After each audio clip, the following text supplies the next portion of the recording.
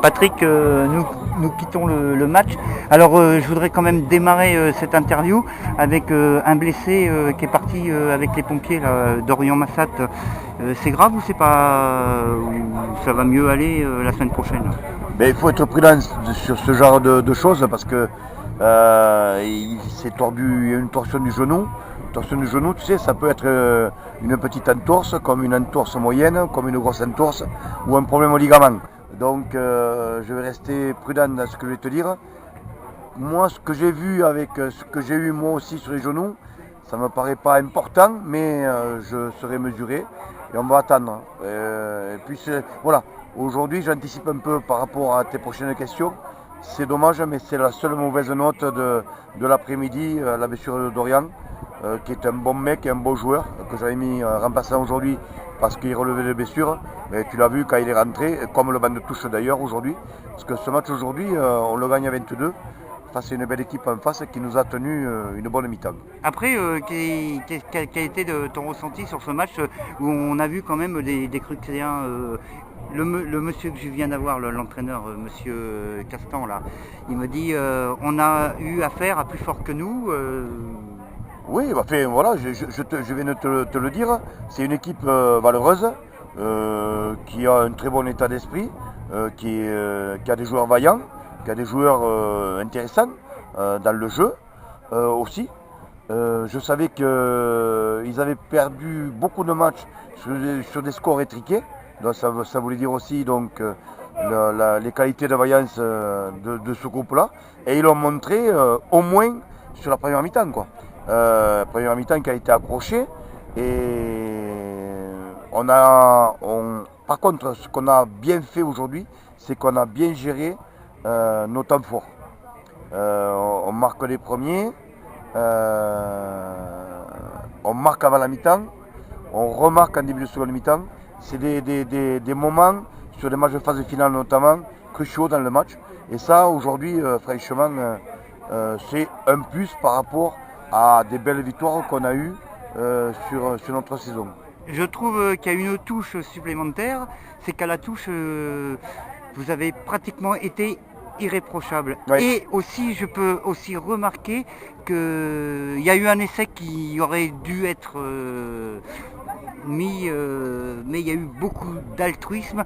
Donc le jeu collectif de Sainte-Croix est mis en place et chacun joue pour les autres. Oui, on a bien retrouvé ce jeu collectif. Hein.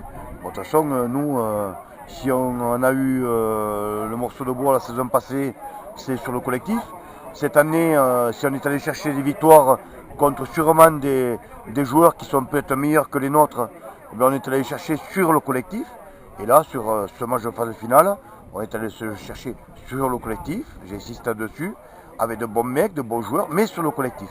Je suis content aujourd'hui que ce soit les 22 joueurs vraiment qui ont participé à ça, comme je te dis, puisque à la mi-temps, le match était loin d'être décanté et le banc de touche a amené cette touche qualité nécessaire face à des équipes maintenant de qualité et des matchs de qualité qu'on va avoir à jouer. Je te remercie Patrick. Je suis avec monsieur Castangil qui vient de l'Essac, voilà, c'est ça. Voilà.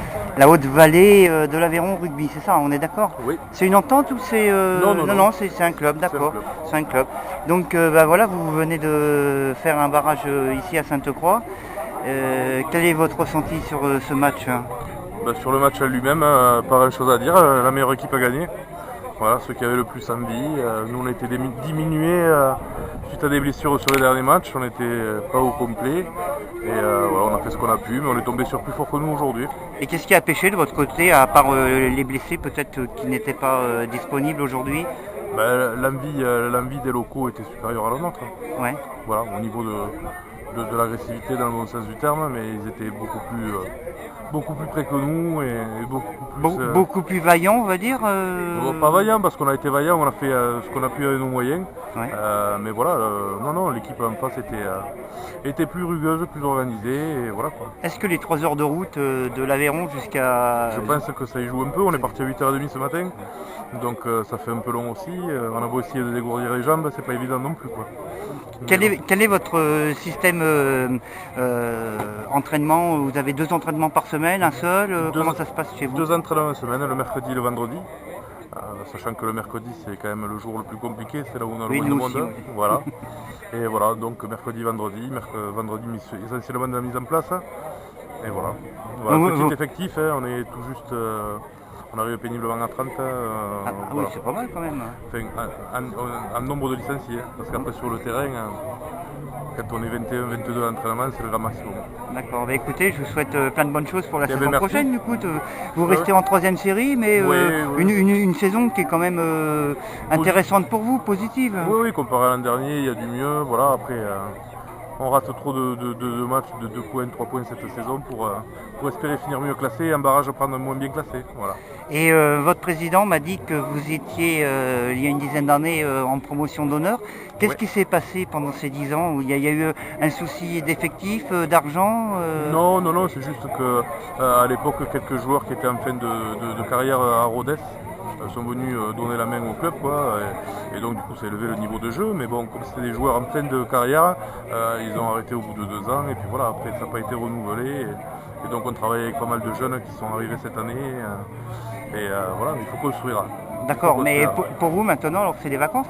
Oui, on va peut-être faire la Coupe des Pyrénées. D'accord. Voilà, la Coupe des Pyrénées pour finir la saison, pas arrêter trop tôt, parce qu'il y a une bonne bande de copains, donc voilà, finir en beauté en Coupe des Pyrénées. C'est un peu comme nous, vous êtes un club familial du coup? Oui, complètement. Ça, ouais. Complètement. D'accord. Ouais, tout à fait. Bah écoutez, bonne chance pour la saison prochaine. Si jamais on se retrouvera. Écoutez, avec plaisir, bonne continuation à vous. Merci beaucoup. Au revoir.